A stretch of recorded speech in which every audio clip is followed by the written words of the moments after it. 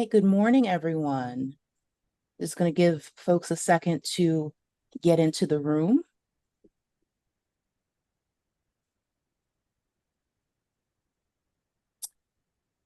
All right, thank you so much for coming today.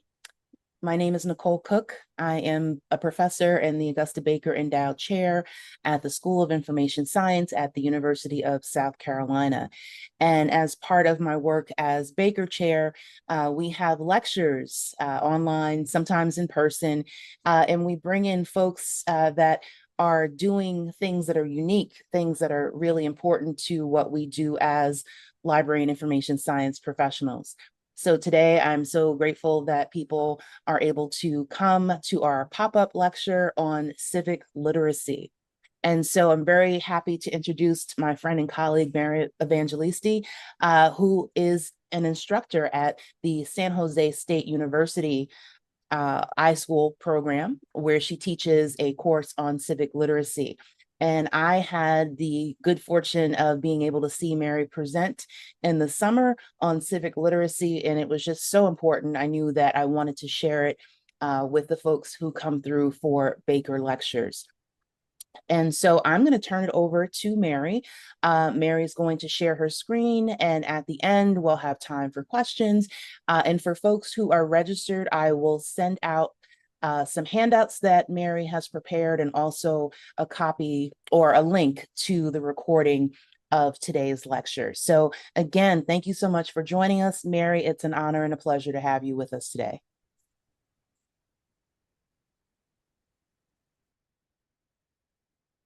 Thank you, Nicole. I appreciate it very much. I'm very happy to see so many of you here today. This is exciting.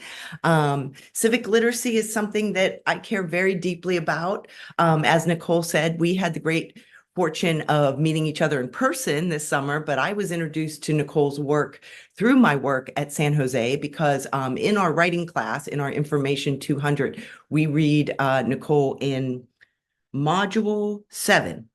And so I became aware of Nicole's work before I became aware of her as a person. So I'm very excited to have worked with her this summer. And so I will start to share my screen, Nicole, if that's okay. And what I was going to say is, Nicole, if you want to watch the chat for me and grab anything, but you can throw questions at me the whole Okay. time.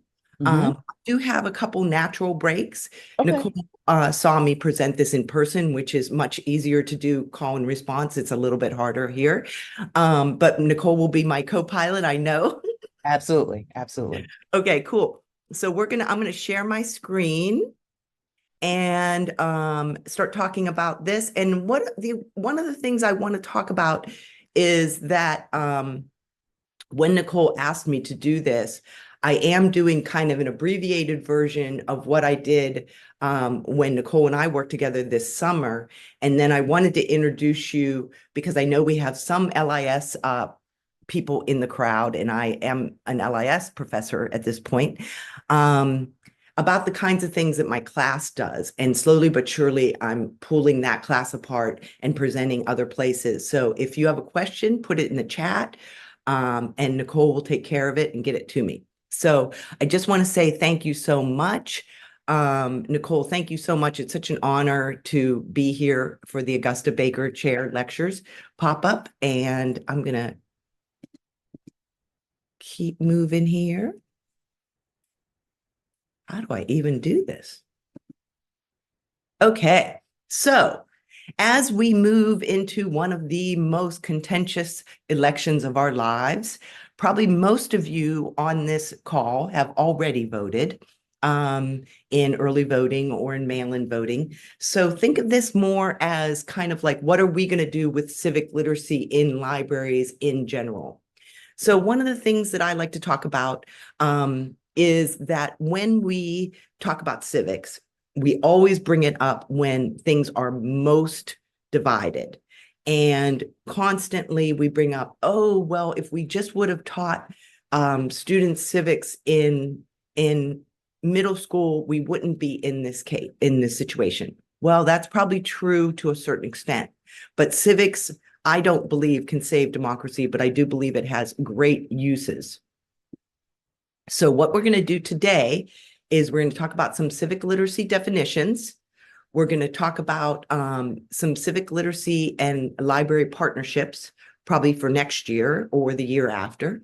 Talk about how can you integrate a little bit more civic literacy into your programs than you have right now.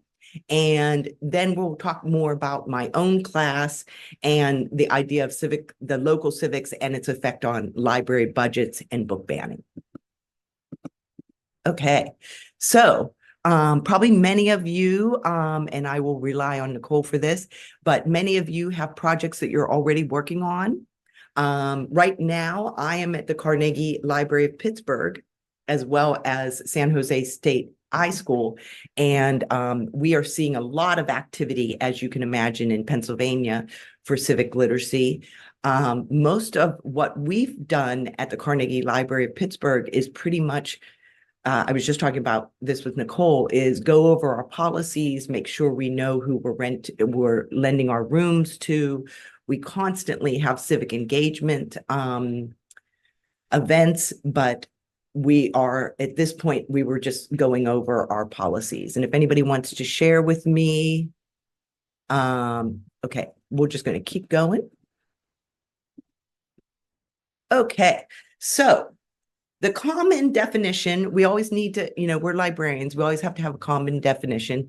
So the common definition of civic literacy is that civic literacy is the knowledge of how to actively participate and initiate change in your community.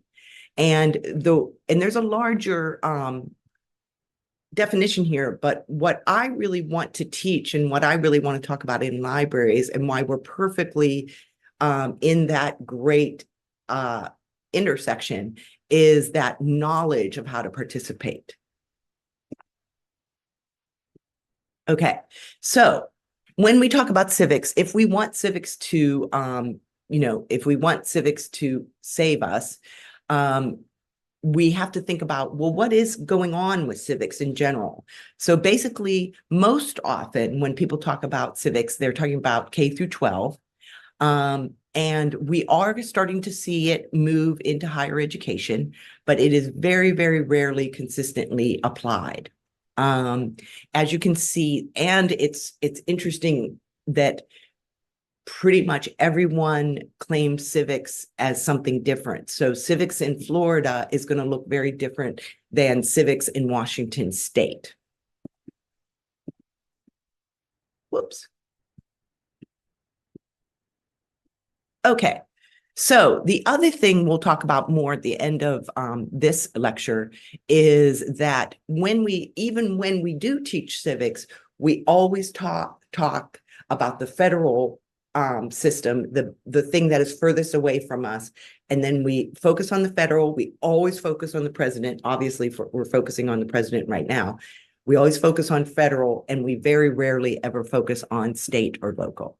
Now, what's interesting for academic libraries, is that not so much public libraries, but academic libraries, is that we inherit the 18-year-olds. So we know for a fact there's many studies that high schoolers are becoming more and more involved in politics. Mostly they're becoming involved with environmental and racial justice politics, and they want to bring that to the college. Now, here's what's interesting, and I never thought about this. So if all of you thought about it, give me a sign, a thumbs up already. But we inherit the 18-year-olds. So it's their first time voting, but they've just moved. Everything's new to them: classes, friends, professors, campus.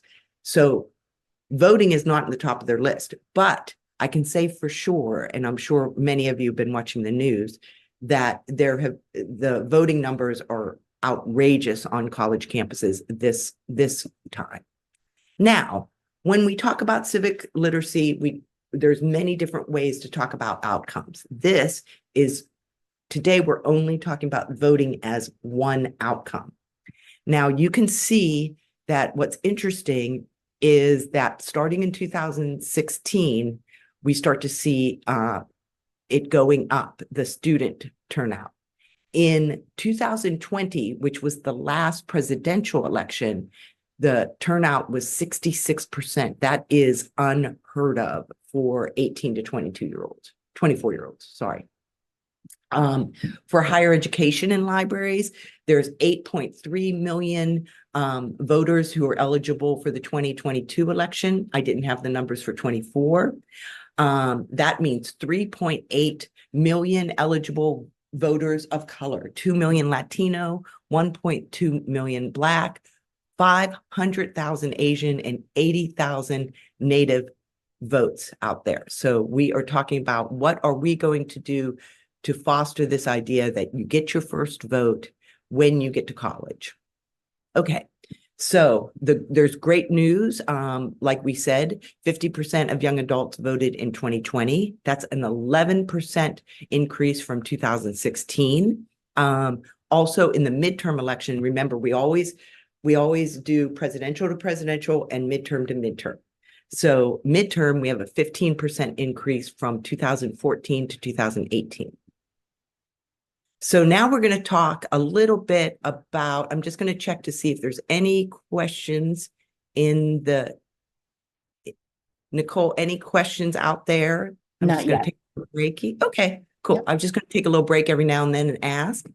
I will ask a question since I do have the chance to.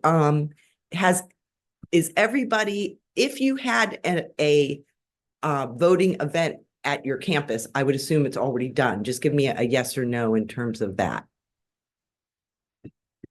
If you had a voting event at your campus. Okay, cool.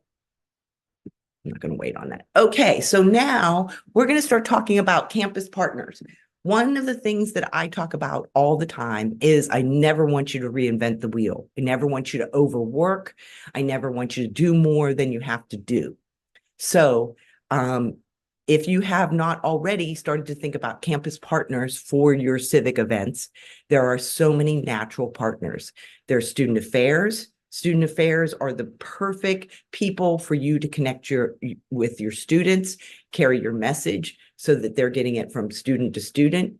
Also, student government is a great peer communicator of your message. There's also so many great voter registration groups coming out.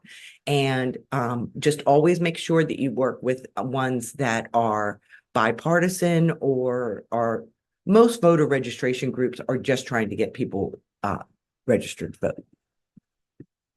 Okay, so, and this is coming up over and over again, just even coming up to November 5th, we're going to see a lot of legal action one way or another. I think my cat's going to jump up and say hi.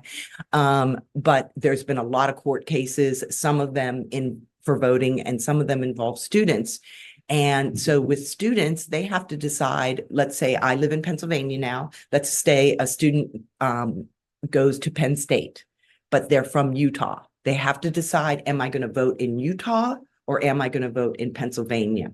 So that's a big wrinkle when it comes to students. Great community partners out there already. Always got to put a plug in for ALA. They have some great voter resources. Their voter resources are getting better and better and better every year. Reader Voter Ready, if not for this election, and once again, when I talk about things, I talk about us integrating civics for the long term. I want to play the long game. I know this is a big election coming up, but I want to play the long game. The League of Women Voters in your area, you'll probably never go wrong with the League of Women Voters. And then there's always National Voter Registration Day. So when we talk about the kinds of things that we can do and we're going to go through a light, medium, and heavy lift. And there are things to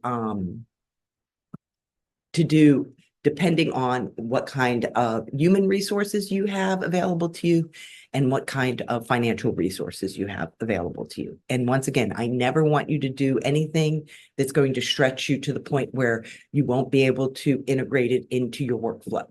Okay, so there's a really light lift. Maybe some of you already have done this. Spread the word about important voting dates.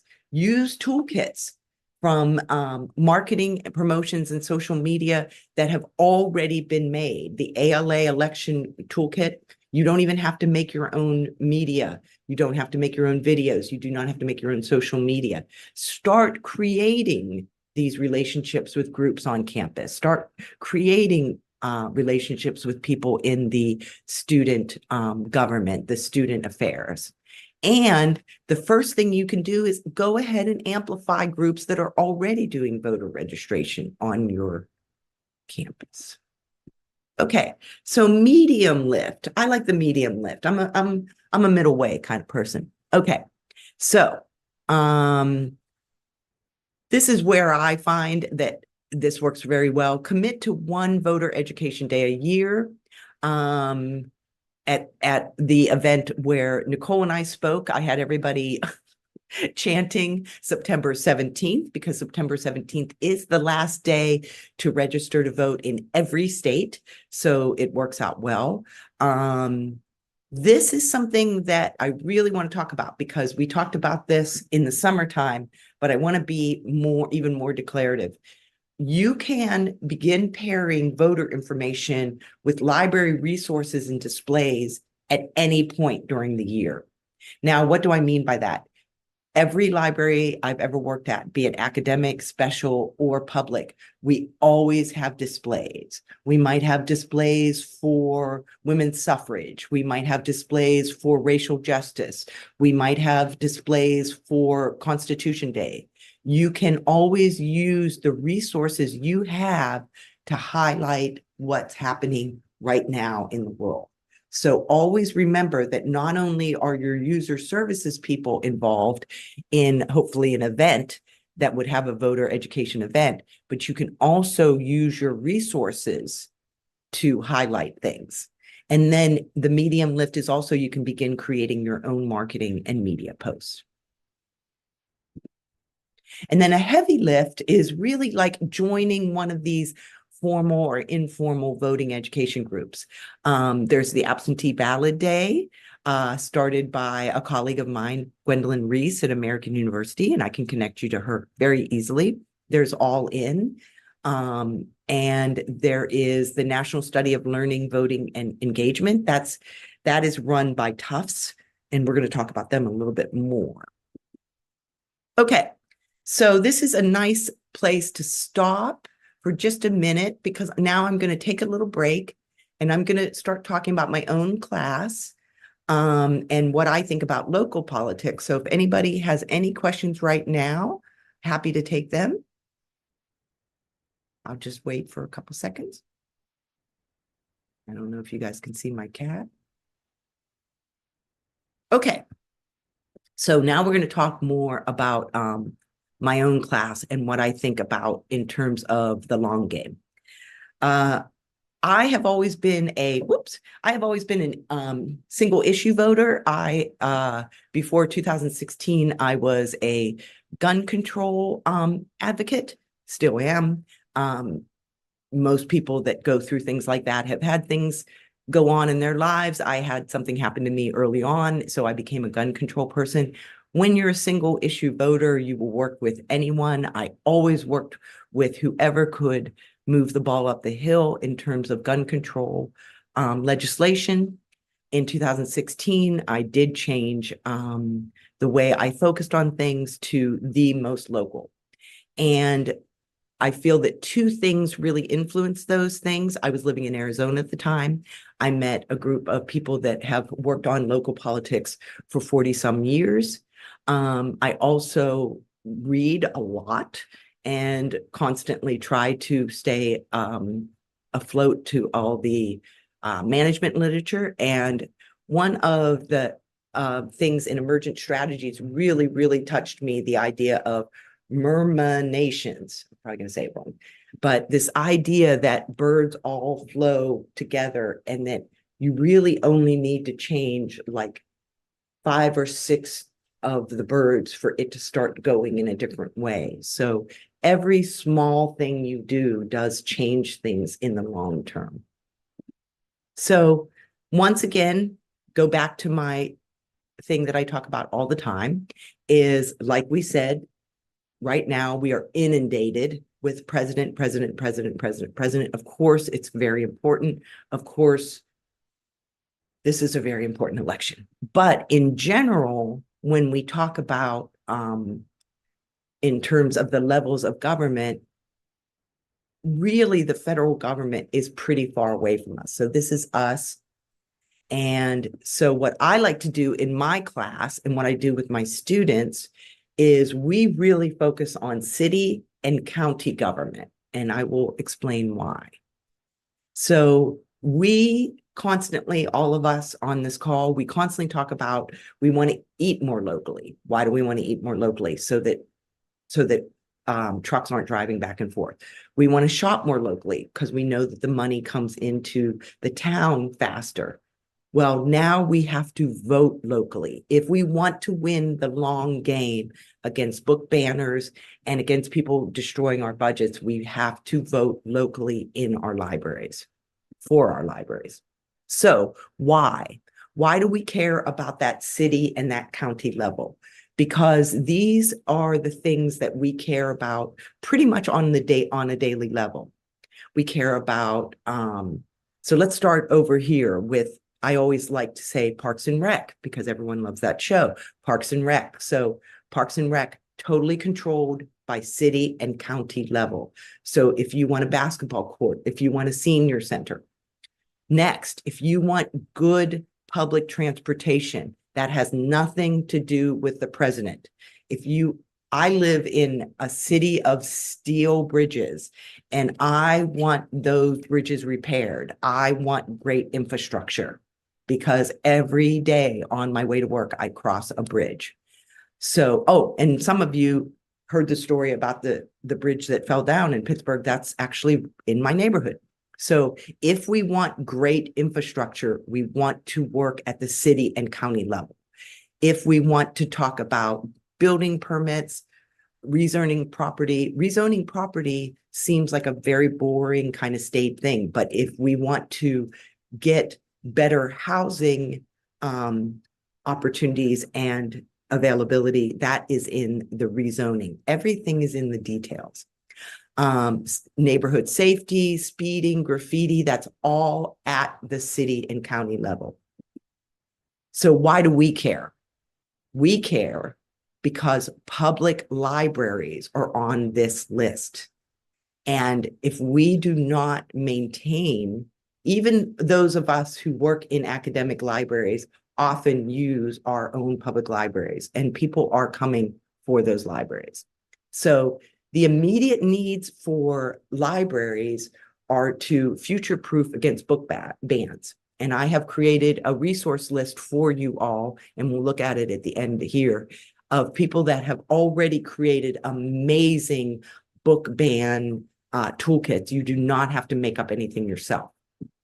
I would say that this is as we said, a light, medium, and heavy lift.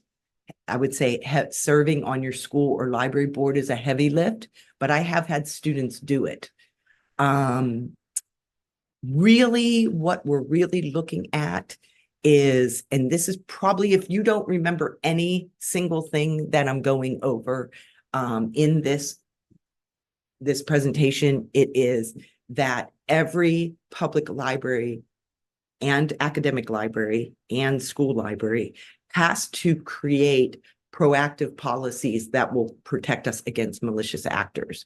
So I'm going to stop here. And I'm going to come back. And if it's okay, Nicole, I'd like to ask some questions. May I ask? And maybe we can just have a hands.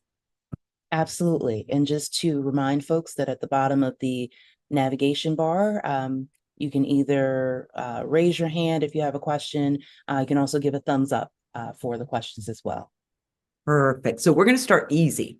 So how many of you, and we're talking more about the public library that you either work at or go to yourself.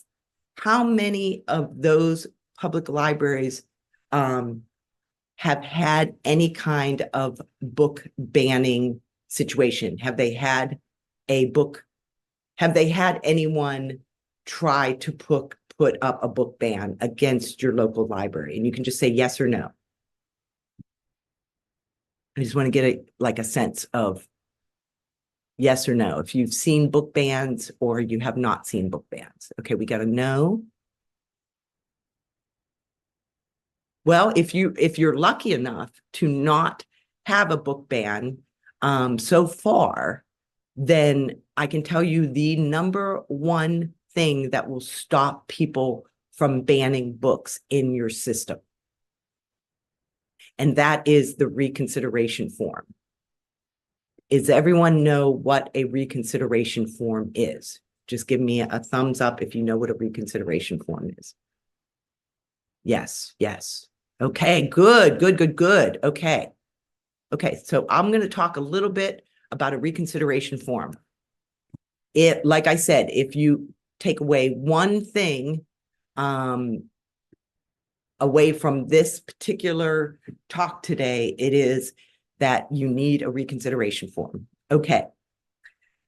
Whew. Okay, a couple years ago, when the Mums for Liberty started to come around and do kind of dive bomb into school libraries and public libraries, the reason they were able to do that, in June of 2020, the New York Times put out an article that said that basically there were 11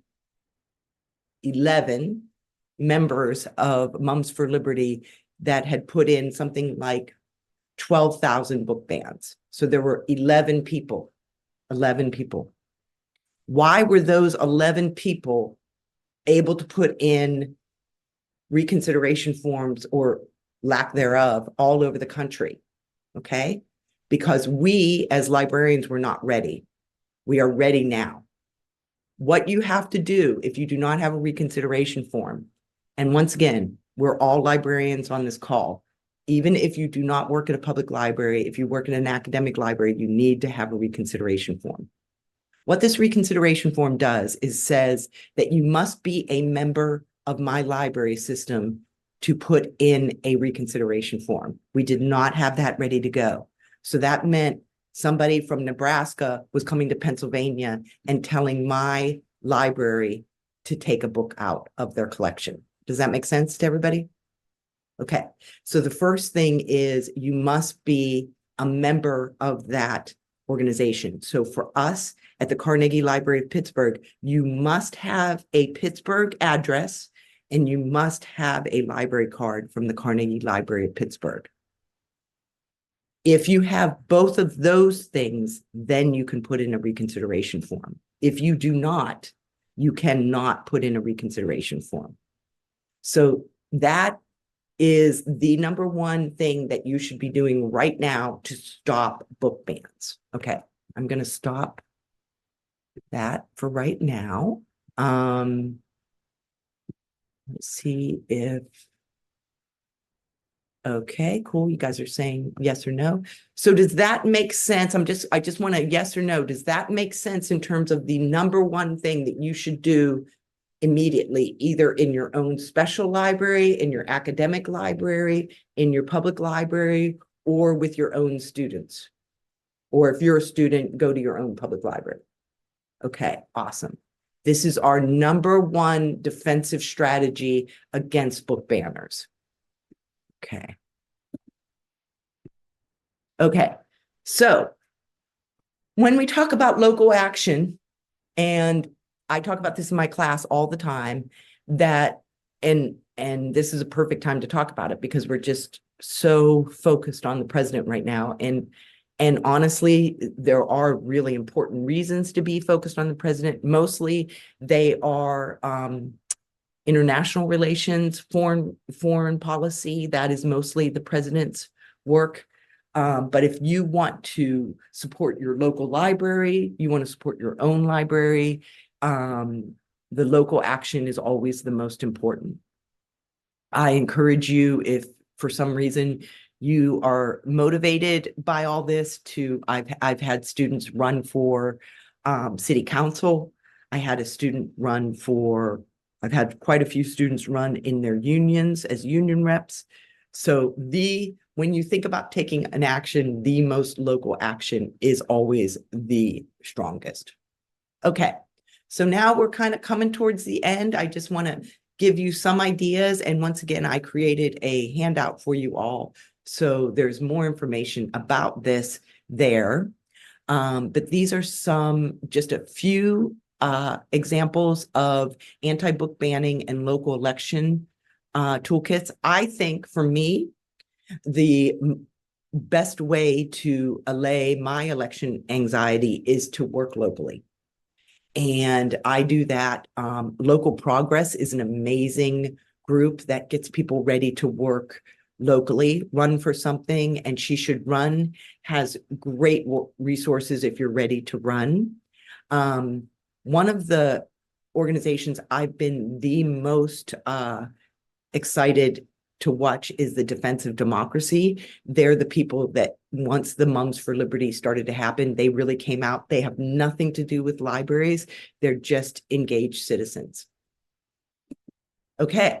And then because we are all researchers, I want to always tell you that most of my information is going to be coming from these sources. I really respect the men that started every library. They're doing amazing work.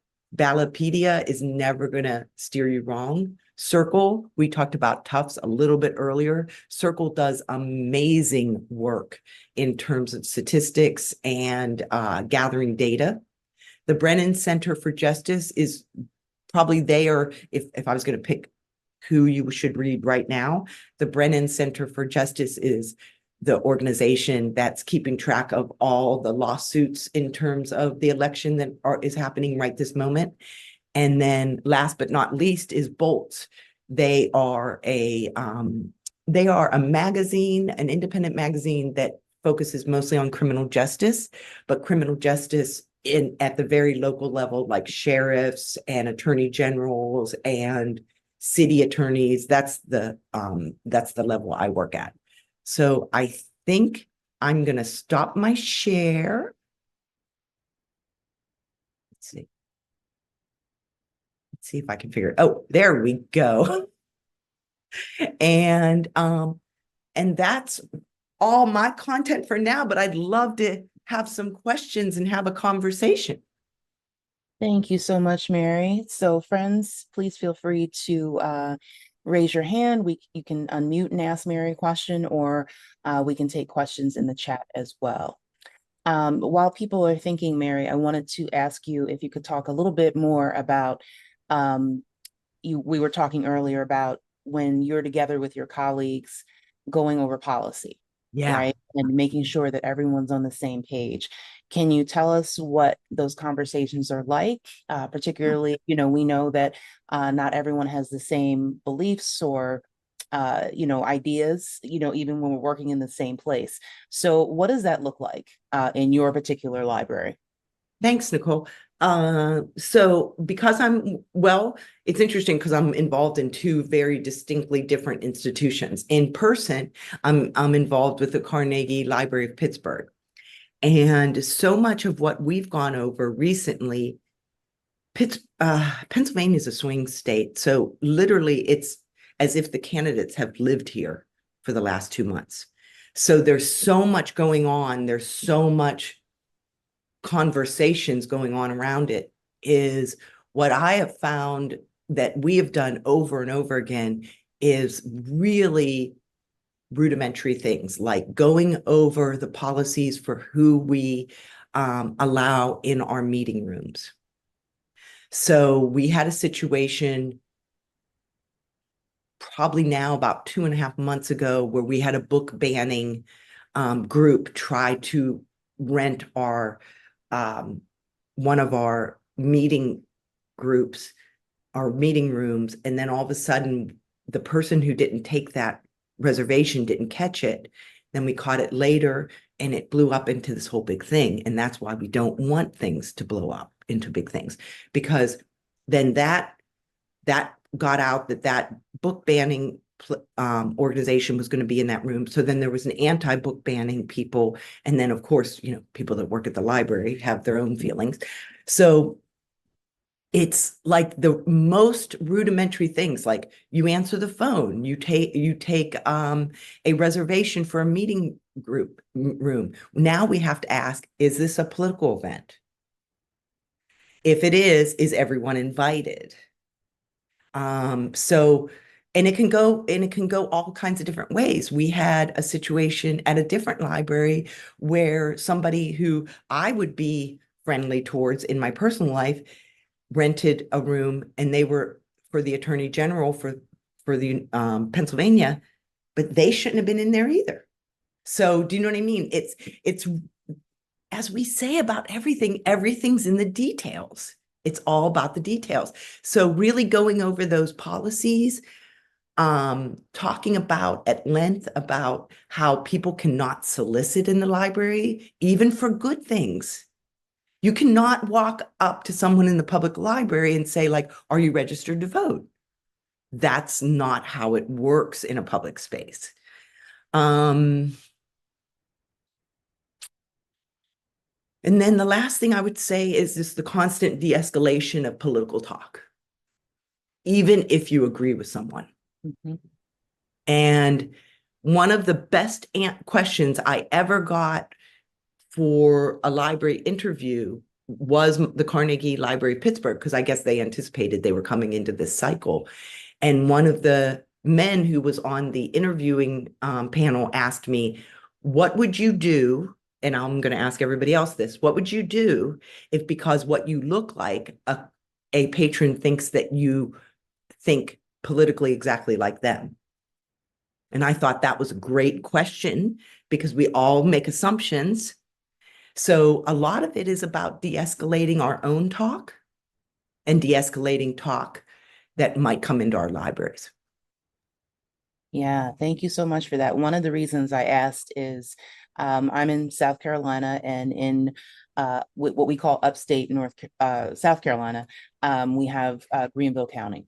And Greenville Public Library System has a long running history of banning books and having folks on the board who will kind of override the administration and also the staff.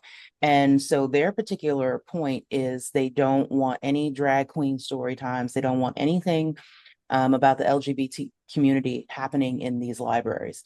And so a lot of their staff have left, rightfully so.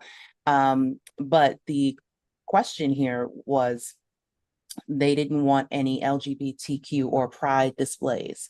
And so after all of the kind of back and forth, they finally decided we're just not going to have any displays, right? So that way you can't accuse us of discriminating against the LGBTQ community, right? So when we're talking about policies and, different ways libraries are reacting to things, it really can go, either way to these extremes.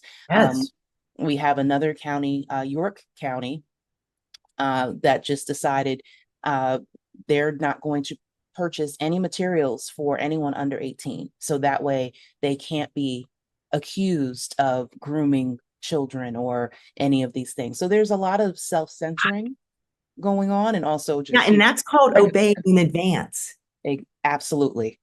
And if we want, I wasn't going to bring this up, but if we want to, we have to talk about fascism versus democracy. Mhm. And obeying in advance is going down that road. You should never obey in advance. And no, do not obey in advance. Yeah. And libraries are supposed to be messy. They're supposed to be messy. And if you, once again, like as LIS educators, we need to be like, it's going to be messy.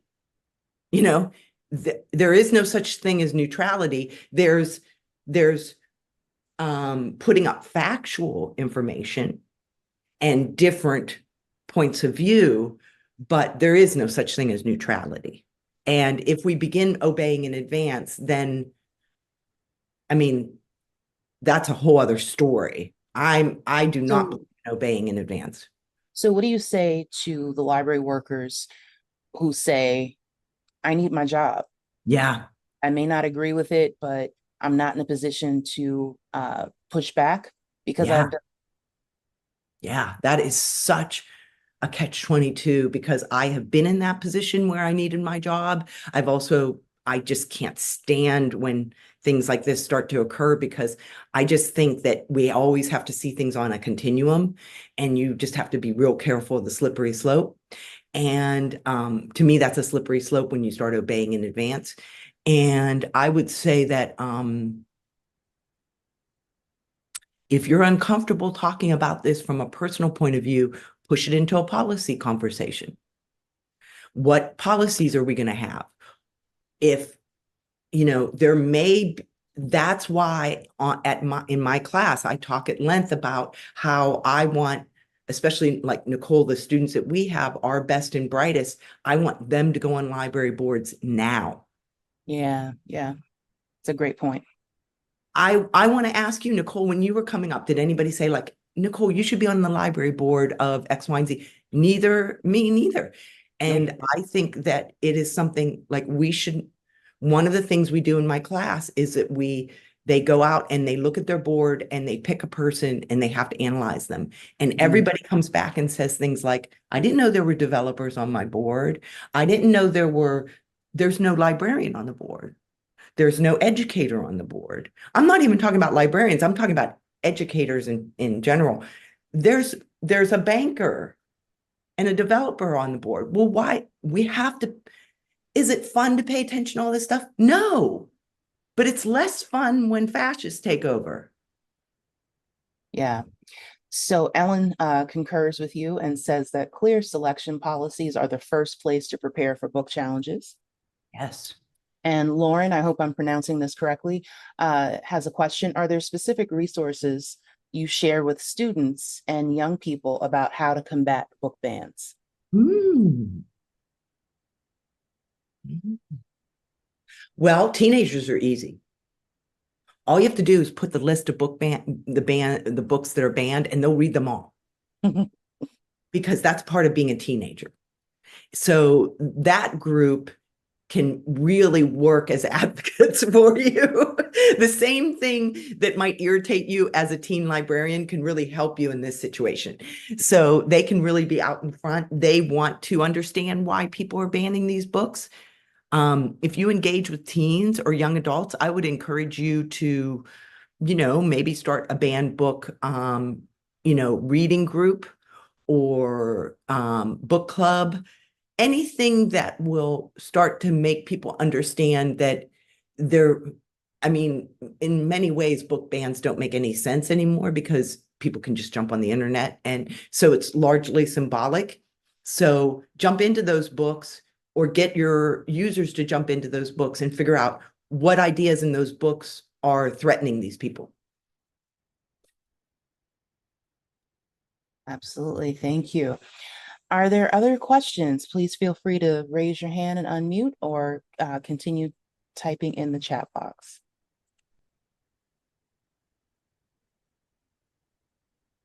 And I was going to say, Nicole, that so much of what's happening right now is so different than how I normally teach. Um, if I was going to say, like, if I was going to give advice for the next 7 days, like, I would say out of the resources that I've brought up, people should read the Brennan Center for Justice. They're going to be the group that I respect the most that are going to bring together all these lawsuits because there are literally like by the time we get off this call, there will be 2 or 3 lawsuits that are coming up like trying to throw voters off the rolls, trying to make sure that voters don't get thrown off the rolls. Like the legality of this election is going to be overwhelming. So with that said, kind of going back to, we have all kinds and all different representations and within our profession. Mhm. Do you have any suggestions for essentially how to keep the peace Mm, internally and also maybe a little bit externally, right? So, tensions are going to be high whichever way the election yeah. goes, right? And so what are your thoughts on that aside from policy? Mm. Well, so I'm going to jump into my other role as an instructor, as a professor. Um, I think I actually saw a student of mine here today. Um, We are talking about election anxiety this week. We're going to talk about it next week. As much as I would love to, kind of talk with everybody and have like a teach-in moment, because if I was in person, I think people will have many teach-ins. But because I teach online, I am just really encouraging people to kind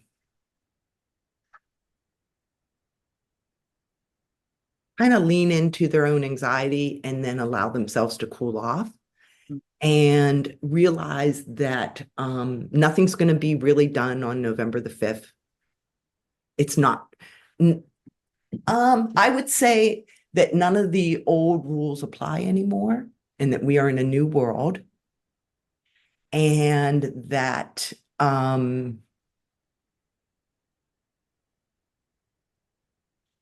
I would say just try, depending on where you are in the continuum.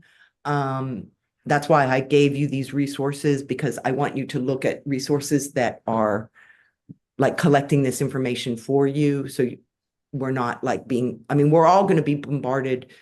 There's so many things to talk about that we're not talking about. Like there's misinformation, there's disinformation, there's all these things that are going to be hitting us. I think that the best possible thing is, I would say, the way I manage my election anxiety is like, for me, I signed up to drive people to the polls on Friday. I get out and I do something. I do. After the event happens, sadly, in the world we live in, I have to rely on self-care. I will try my best to be in community with other people. I would encourage people to be in community with other people. I would encourage people to like let out all your emotions, but realize that when we're in a professional sphere, we have to stay in our jobs. But find somebody, you've got to, you can't keep it in, I guess is what I'm saying. So it's either yell, scream, dance, run, do whatever you have to do to let it out of your body. But this is not, I guess what I'm saying, and I want to say that my whole approach is the long game. I want to play the long game. The person who plays the long game wins. Yeah. And I think it's wonderful that you gave it a name, like election anxiety, Yeah. right? Because I think most people are going to feel it in some way, shape, or form.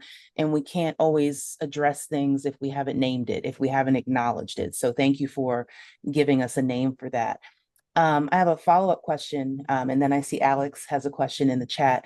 For the long game, right? So, like you said, we may not have any particular results or concrete answers next week. I've heard already that it could take weeks, if not months. So after that, right? And we're into whatever we want to refer to as the new reality of it all. Suggestions for moving forward. Yeah.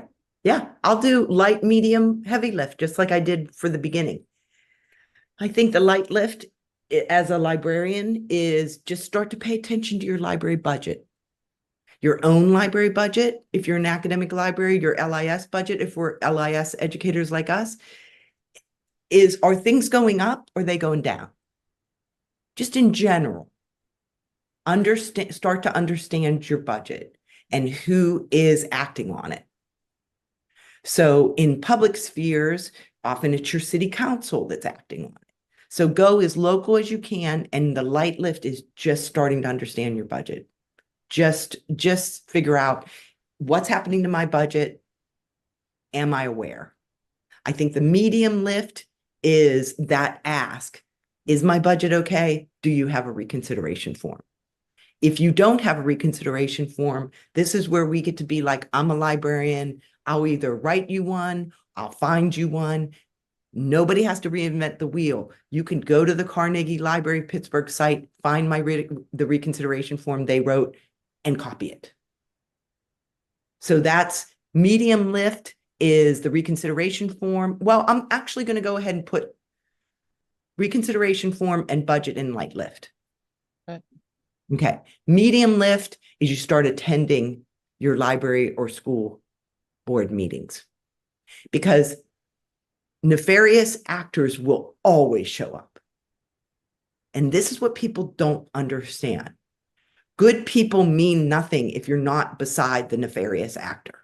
If you're not nullifying the nefarious actor, then your good intentions don't mean anything. Good people I mean, we study the Holocaust. We know all these things. Good people have to stand up. So starting to attend your school board meeting or your library board meeting. A lot of these are on Zoom, so you can do a light lift. You can just start in your pajamas. A heavy lift is run for your library board. Are there trainings or any type of preparation that people might engage with in order to join their local boards? That is yes, yes. I would say that of all the resources I put up, I would say that the leftist library project, they train people to go onto boards. Okay, say it again, Mary. The leftist The library. leftists, I want to say it right. Wait a minute. Hold on. All right, and we're going to put that For in the the, people. yeah. For the people. Okay. So, And for the people, and also she should run, um, brings cohorts together to run locally. okay. Okay, so I will pull those URLs while Mary is asking, or excuse me, answering these next questions. Just a comment from Megan. So during book banning week, my 8th grade students were shown the list and they stated how dumb it was for book bans to occur. We also later had a conversation about the book bans and agreed that children would be ignorant if they did not read those books. Absolutely. Yes. And sometimes it's life or death. Yeah, absolutely. We have a question from Alex. Mary, you said so much is caught up in the details. While the ALA tools help with prevention, I wonder if the toolboxes we have been prepping are enough for these extended details you mentioned. And then Alex says, Mary and everyone, what can we collectively do to record the memory of these details so others can be warned? Is this a policy database? Is this better public reporting? What is it? Good question. I can tell you ideally what I'd like. I'd like to see us, I don't know if it would be ALA. I don't know what kind of organization it would be. And maybe it might be a coalition organization, but that we start lifting each other up to run for boards. That we start having a cohort where we can, it's kind of like the same thing as I've watched many of my colleagues do, and I did early on in my career in ALA, ACRL, PLA. Like we all kind of take turns being the chair, and then something happens and we back out because of personal or professional reasons, and then someone else is the chair. You know what I mean? Like you're constantly, you have enough of a big of a organization where you can take turns taking the hits, basically. So yes, I would love to do that, and I would love that to happen. And if any larger organization like every library juice, ALA would see them subsuming such an organization, I would gladly work with them. I just that to me is part of the long game. So thanks for that question.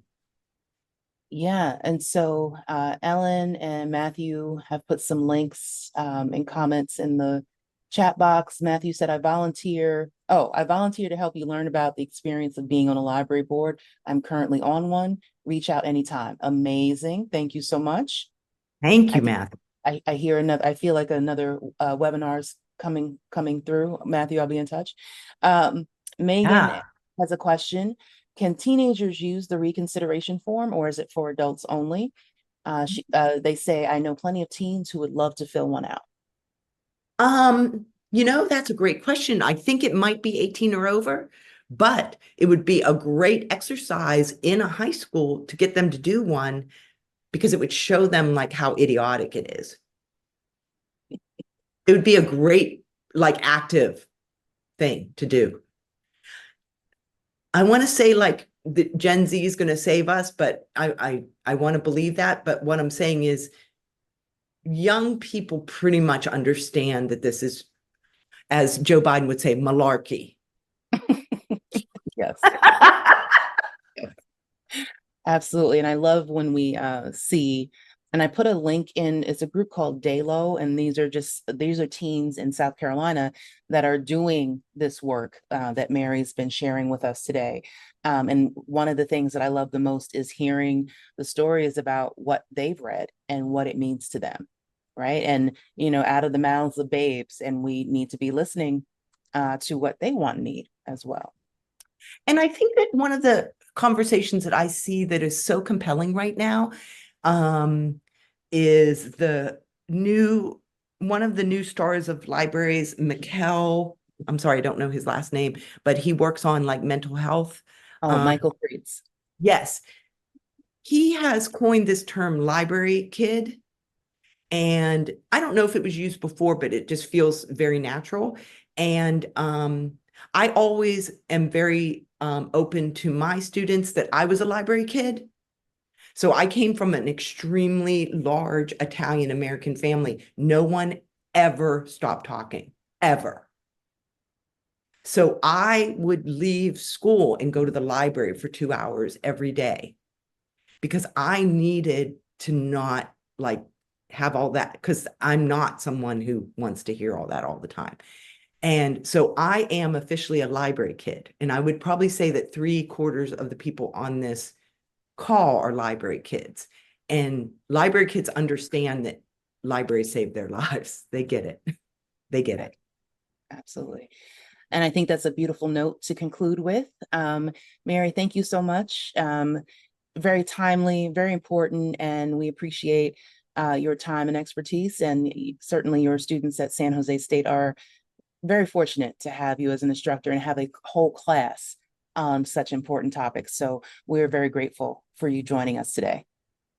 Thank you, Nicole. I really appreciate you. And thanks to everyone who came.